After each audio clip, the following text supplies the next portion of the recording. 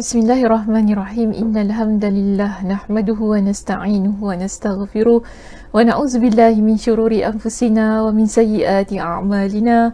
Man yahdihillahu fala mudhillalah wa man yudlilhu fala hadiyalah.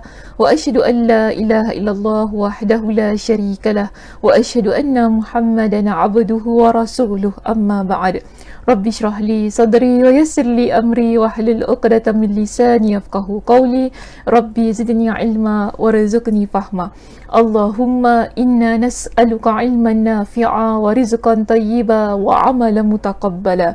Assalamualaikum warahmatullahi wabarakatuh.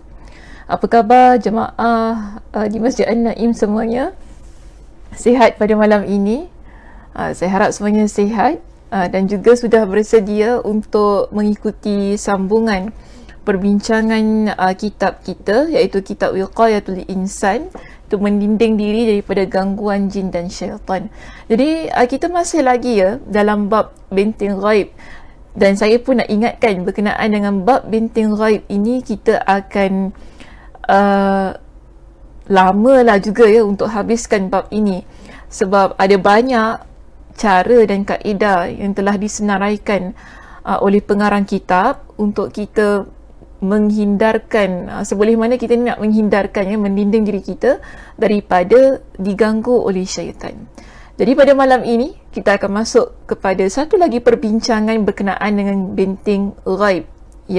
Kita akan masuk lagi satu perbincangan berkenaan dengan benteng ghaib, iaitu pada hari ini kita berada pada muka surat 395.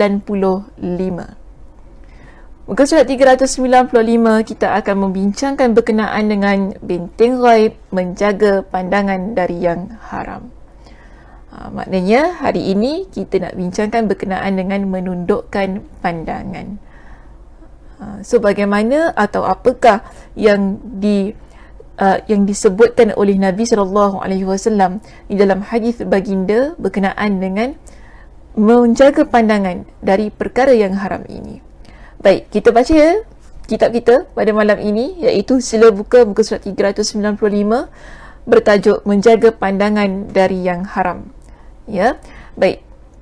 Berkenaan dengan hal ini, kita dapati bahawa tidak memelihara pandangan dan membiarkannya bebas memandang yang haram merupakan salah satu dari pintu terbesarnya masuk syaitan. Atau dengan kata lain, yang sebagaimana saya letakkan di sini, tidak menjaga pandangan akan menjadi salah satunya penyebab, salah satulah nya tu boleh tidak menjaga pandangan akan menjadi salah satu penyebab terbesar gangguan syaitan. Jadi sebenarnya kan kita dah bincangkan ada banyak kan perkara-perkara yang boleh membuka pintu syaitan mengganggu kita, dan antaranya di sinilah yang perlu kita jaga berkenaan dengan pandangan. Apa yang kita lihat. Maksudnya tidak menjaga pandangan ni lah bila kita melihat perkara-perkara yang haram. Apa perkara yang haram? Contoh, benda-benda yang tak sepatutnya kita lihat lah. Aurat orang lain kan? Ataupun hal-hal yang boleh menaikkan nafsu syahwat. Ini merupakan perkara-perkara yang haram yang perlu kita hindarkan supaya kita tidak melihat. Jadi bila seseorang dia mendekatkan diri kepada hal yang sedemikian, di sini disebut sebagai menjadi salah satunya penyebab terbesar gangguan syaitan. Baik. Jadi maka sebab itu dikatakan di sini ghaddul basar, iaitu menundukkan pandangan kita menjadi satu cambuk lah. Maksudnya satu yang boleh memukul syaitan dan memusnahkan ketamakannya dalam menjerumuskan manusia. Jadi kalau kita usaha untuk menjaga pandangan mata kita, kan, ia merupakan salah satu cara untuk kita memusnahkan taktik ataupun rancangan, kan, apa pun plan yang cuba dia usahakan dan menggagalkan rancangan yang telah dia aturkan. Okey. Jadi di sini kita ada pendapat daripada Imam Ibnul Qayyim berkenaan dengan hal ini, yang mana Imam Ibnul Qayyim Al-Jauziyah di sini disebutkan bahawa beliau menyebutkan begini, berlebih-lebihan dalam memandang yang haram akan membuat seseorang beranggapan baik terhadap hal itu, iaitu pandangan yang haram. Jadi kalau kita tidak menjaga pandangan kita, kan, dengan melihat perkara-perkara yang haram itu tadi, kita akan rasa tak ada apa-apa. biasa saja melihat perkara yang haram. Serta, disebut ini serta, boleh lihat ya dalam kitab kita pada perenggan yang kedua. Serta menyebabkan terbayangnya apa yang dipandang dalam hati dan membuat dia sibuk memikirkannya, serta selalu berfikiran bagaimana dia akan memperolehnya atau bagaimana dia nak merealisasikan apa yang dia lihat itu tadi. Jadi itu bahayanya bila kita tidak menjaga pandangan mata kita. Jika kita melihat perkara-perkara yang haram kan, dia tak stop begitu saja. Dia tak akan terhenti di situ saja. Bahkan dia akan masuk ke dalam hati, masuk dalam pemikiran kita yang akhirnya menyebabkan kita setiap hari tak berhenti memikirkan, membayangkan, yang menyebabkan kita rasa nak buat perkara yang haram. Okey, so itu sebabnya kita dituntut untuk menjaga pandangan mata kita. Kalau ada perkara-perkara yang haram, palingkan pandangan daripada pemandangan yang sedang dilihat, itu perkara haram tu tadi. Sebab kalau kita biarkan, kita akan jadi macam tak ada apa-apa je. Tengok benda haram, oh benda haram, tak apa tengok. Bahkan mungkin kita pun jadi orang yang menikmati perkara yang haram itu tadi. So sebab itu bila seseorang dia dekat dengan kemaksiatan kan, tadi kan kita kata syaitan dia menjadi antara sebab mengapa syaitan mampu untuk mengganggu manusia daripada pandangan yang haram ini, ialah sebab kita dah biasa ataupun kita terbiasa melihat perkara yang haram dan kita tidak rasa itu adalah haram. Sebab tu Imam Ibn Al-Qayyim mengatakan berlebihan, memandang yang haram. Yang maksud berlebihan di sini, kita tak halang pun diri kita daripada melihat perkara yang haram itu. Akhirnya menyebabkan kita, bila setiap kali ada perkara yang haram di hadapan mata kita, kita tengok saja scene tu. Kan? Tengok je scene tu, tak apalah, nak buat macam mana depan mata, tengok je lah kan, ada rezeki. Orang macam itu. So kita ni nak kena usaha agar tidak menjadikan perkara yang haram yang berada di hadapan mata kita, yang menjadi pandangan mata kita itu satu perkara yang biasa, sedangkan ia adalah haram. Okey, baik. Seterusnya, kalau kita lihat pada perenggan yang berikutnya di situ, disebutkan bahawa terjadinya fitnah dimulai dari pandangan haram yang berlebihan. Maksudnya fitnah terjadi kerana pandangan yang haram. Di sini kita ada sebuah hadis yang dibawakan kepada kita, tapi hadisnya dhaif. Saya sebutkan terlebih dahulu, hadisnya dhaif. Cuma bagi saya daripada sudut maksudnya menepati dengan hadis Nabi SAW yang lain. Tapi kalau untuk hadis yang ada dalam buku ini, kita sebut ia sebagai hadis yang dhaif. Namun daripada sudut maksud, insya-Allah boleh dipegang. Okey, baik. Apa kata Nabi SAW? Di situ, an-nazratu sahmun masmumun min sihami iblis. Faman ghadda basaruhu lillah awrathahu Allahu halawatan yajiduha fi qalbihi ila yaumi yalqah. Maksudnya begini. Pandangan, itu pandangan yang kita pandang perkara-perkara yang haram ini, ia merupakan salah satu daripada anak panah beracun iblis. Bila kita lihat satu perkara yang haram, kan, ia merupakan anak panah iblis. Siapa yang menundukkan pandangannya kerana Allah, maka Allah akan menganugerahkan manisnya keindahan iman yang dirasakan di dalam hatinya hingga dia berjumpa dengannya. Maksudnya sehingga dia meninggal dunia. Jadi di sini usaha seseorang yang menjaga pandangan matanya, kerana pandangan mata yang, maksudnya pandangan mata yang kita lihat perkara yang haram ini ya, ia merupakan anak panah daripada iblis. Anak panah yang beracun, ini disebut masmum, beracun. Jadi kalau kita menjaga pandangan mata kita daripada melihat perkara-perkara yang haram itu tadi, maka di sini ianya merupakan satu usaha kita. Kemudian Allah Subhanahu Wa Taala menganugerahkan kepada kita dengan kemanisan iman dalam hati kita yang akan kita bawa sehingga kita meninggal dunia. Ini yang disebutkan dalam hadis yang dhaif itu tadi. Okey, tapi daripada sudut maksud, bagi saya insya-Allah ia tidak mengandungi apa-apa masalah. Masih lagi boleh kita pegang dan kita boleh jadikan pengajaran untuk kehidupan kita ini. Baik, seterusnya kita lihat kebanyakannya bencana besar yang berlaku. Bencana besar ni boleh saya kata sebagai zina, mengapa penularan pornografi contohnya kan, hal-hal yang beginilah yang perlu kita jaga. Sekarang ni berkenaan dengan menjaga pandangan mata, ia adalah perkara yang sukar sebab kadang-kadang, bukan kadang-kadang lah, setiap hari kita dipertontonkan Okay, kita dipertontonkan dengan pandangan-pandangan yang haram. Kita buka TV, kita buka phone kita, kan? Kita buka Facebook, Instagram, kita duduk di bus stand, contohnya kan, di bus stop, kita keluar dari rumah kita, pandangan mata kita selalunya dihidangkan dengan hal-hal yang haram. Jadi, ia merupakan satu perjuangan untuk kita usahakan agar bila kita terlihat perkara yang haram, kita usaha untuk memalingkan pandangan kita. Okey, kita usaha untuk memalingkan pandangan kita kerana ia akan menjadikan racun yang berbahaya bagi diri kita. Sebagaimana yang Imam Ibn Al-Qayyim katakan tadi kan, kalau kita biarkan, dia akan jadi perkara yang biasa. Perkara haram itu dia akan jadi perkara yang biasa, yang kita kalau tengok pun okeylah, tak ada apa-apa, begitu. Sedangkan perkara haram kita perlu jauhi, betul tak? Okay, perkara haram perlu dijauhi, seboleh-bolehnya tidak seharusnya didekati. Tidak seharusnya didekati. Jadi bila ia menimbulkan banyak fitnah besar, okay?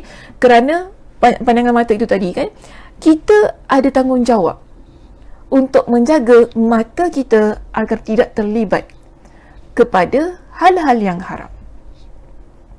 Dan hal ini ada nasihatnya daripada Nabi SAW, yang mana Nabi SAW pernah menasihatkan kepada Ali radhiyallahu an, ya, iaitu kepada Ali ibn Abu Talib radhiyallahu an. Hadis ini ada dalam kitab kita, ya, pada muka surat 396.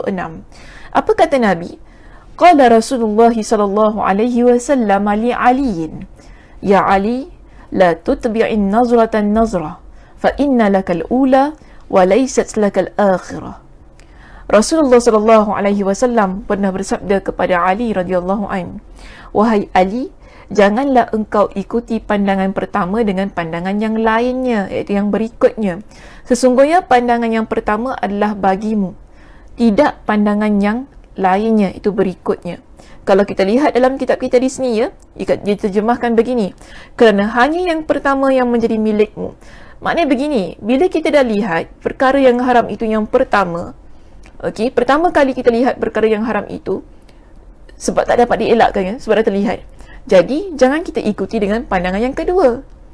Kita kena tukar pandangan kita, palingkan pandangan kita. Kerana kalau kita sertai dengan pandangan yang berikutnya, di sini kita dapati Nabi kata apa? Walaysat lakal akhirah. Sementara yang kedua ataupun yang pandangan yang berikutnya bukan milikmu, ia menjadi dosa. Macam tadi kan saya kata, perkara yang haram dia disuguhkan di hadapan mata kita. Ya. Perkara yang haram ini dia menjadi satu perkara yang disuguhkan di hadapan mata kita, yang kadang-kadang kita tak dapat nak elakkan. Betul tak? Kita tak dapat elak sebab kadang-kadang dia tiba-tiba kat depan mata kita begitu. Kita buka TV, tiba-tiba kita nampak ada scene yang tidak baik. Ada adegan-adegan yang tidak baik, contohnya lah. Adegan-adegan yang membawa kepada perzinahan contohnya di situ. Jadi, bila dah pertama kali lihat itu, cepat-cepat kita tukar, kita palingkan. So, ini tugas kita, tanggungjawab kita. Sebagaimana yang Nabi SAW sebutkan di sini. Sebab apa? Imam Ibn Mas'ud, beliau ada menasihatkan. Ibn Mas'ud ni sahabat Nabi, ya. Beliau kata begini. Okey. Katanya, ini Abdullah Ibn Mas'ud, beliau sebut begini. Tidaklah satu pandangan pun terlepas, melainkan syaitan sangat bersemangat menjerumuskannya. Jadi kenapa pada pandangan pertama tadi, kita perlu palingkan setelah kita melihat perkara yang haram pertama kali. Kita perlu palingkan pandangan itu kerana syaitan dia sangat bersemangat untuk menjerumuskan kita melakukan perbuatan yang kita lihat tersebut. Dia akan menimbulkan keinginan dalam hati kita untuk buat ataupun menikmati apa yang kita lihat pada pandangan yang pertama. Jadi, pada pandangan yang pertama, pada pandangan yang berikutnya. Pada pandangan yang pertama tadi kita dah terlihat. Ni pandangan yang pertama ni bukan pandangan yang memang nak lihat, bukan gitu. Tapi pandangan yang kita terlihat. Bila kita terlihat, maka kita ada kewajipan untuk memalingkan pandangan kita. Atau tukar channel, gitu kan. Tukar channel apa yang kita lihat tu tadi. So kalau kita rasa tak nak tukar, tak nak palingkan, ini bermakna hati kita sudah dimasuki oleh anak panas syaitan yang beracun itu tadi. Jadi sebab itu bahaya. Bila kita dah terlihat perkara yang haram, kemudian kalau kita tidak usaha untuk memalingkan, syaitan akan sungguh-sungguh untuk menjerumuskan kita kepada perkara yang haram tersebut. Mula-mula dia datang dia bermula daripada hati kita, daripada mata kita. Tangan tunjuk gini tapi cakap sebut hati. Mula-mula dia bermula daripada mata kita kan, dia akan masuk ke hati kita. Yang akhirnya dia akan jadi perkara yang kita fikirkan, yang kita nak rasakan dan sebagainya. Jadi sebab itu Nabi SAW di sini beritahu kepada Ali, jangan ikuti pandangan yang pertama dengan pandangan yang berikutnya. Okey, jadi itu merupakan satu peringatan bagi diri kita. Tidak kira ya, lelaki ataupun wanita. Jadi orang perempuan jangan suka sangat. Ini bagus untuk orang lelaki, tak jaga pandangan, suka tengok perempuan. Kita orang perempuan pun kena jaga pandangan kita. Jangan mentang-mentang kita ingatkan apa yang Nabi SAW sebutkan ini hanya untuk kaum lelaki sahaja. Ia tidak kira sama ada lelaki ataupun wanita. Okey, begini. Kalau kita rujuk kepada hadis Nabi yang berikutnya, apa kata Nabi SAW? Nabi SAW katakan begini, berkenaan dengan zina. Ya, berkenaan dengan zina, anggota badan kita, setiap anggota badan kita ini ada poin-poin. Kita panggil poin-poin ya, boleh ke? Ada part je lah. Ada bahagian-bahagian tertentu yang bila kita buat, dia menjadi zina. Bagaimana? Begini. Hadis ini ada daripada muka surat kita yang ke-397, iaitu muka surat yang berikutnya. Boleh cari dalam kitab hadisnya. Okey, apa kata Nabi berkenaan dengan hal ini? Nabi sebutkan begini, kutiba ala bani Adam nasibuhu minaz zina. Sesungguhnya Allah telah menetapkan atas diri anak keturunan Adam ataupun bagi umat manusia bahagiannya dari zina. Setiap dari kita ada. Okey, so kita tak boleh elakkan perkara ini.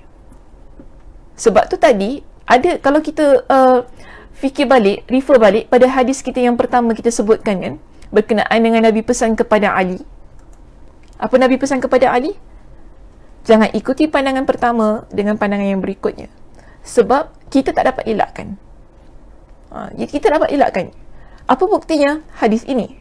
Okey, hadis ini menyebutkan, Nabi kata apa? Setiap daripada kita ni manusia, Allah Subhanahu Wa Taala tetapkan ada bahagiannya berkenaan dengan zina. Mudrikun zalika la mahalah, kata Nabi. Dia pasti mengalaminya. Kita tak dapat elakkan. Tidak mungkin tidak. Tak mungkin tidak. Okey. Setiap anggota badan kita. Apa dia? Nabi explain di sini apakah yang berlaku berkenaan dengan zina pada mata kita, pada telinga kita, kan, pada anggota-anggota yang seterusnya. Iaitu apa kata Nabi? Fala ainani zinahuman nazar. Ini bertepatan dengan konteks perbincangan kita pada malam ini. Iaitu zina kedua mata ialah pandangan yang diharamkan. Jadi bila kita melihat perkara yang haram, itu adalah zina. So kita tak kata, oh saya tak zina, Ustazah. Betul lah kita tak berzina. Tetapi apa yang kita lihat itu tadi kan, ia boleh menjerumuskan kita kepada perzinaan. Sebab itu tadi apa pesan Abdullah ibn Mas'ud, syaitan dia dapat menjerumuskan kita dengan penuh semangat bila kita memandang perkara yang haram. Kerana apa? Itu adalah zina mata. Yang disebutkan oleh Nabi SAW. Kemudian kedua, zina kedua telinga. Ya, zina kedua telinga adalah apa? Adalah bila kita mendengar perkara yang haram. Kita ada zina lisan. Nabi sebut wal lisanu zinahul kalam. Zina lisan iaitu lidah kita, apa dia? Bila kita berbicara perkara-perkara yang haram. Wal yadu zinahal batshu. Dan tangan kita, zina tangan adalah memegang. Memegang ataupun menyentuh, ataupun boleh disebut sebagai memukul. Ada ulama menterjemahkannya sebagai memukul. Okey, memukul itu adalah perkara yang haram. Kemudian kaki kita juga ada terdapat zinanya. Bagaimana ia berlaku zina? Nabi sebut begini, warrijlu zinahal khuta. Dan zina kaki adalah langkah kaki kita. Bila kaki kita melangkah ke tempat-tempat yang haram. Kita juga ada zina hati. Apakah zina hati yang Nabi SAW sebutkan di sini? Zina hati, okey, wal qalbu yahwa wal qalbu yahwa wa yatamanna wa yusaddiqu dhalika al farju wa yukadzibuhu. Dan zina hati ialah berkeinginan dan berangan-angan. Kita berkeinginan dan berangan-angan. Dia begini, apa yang kita lihat, dia akan masuk pada hati kita.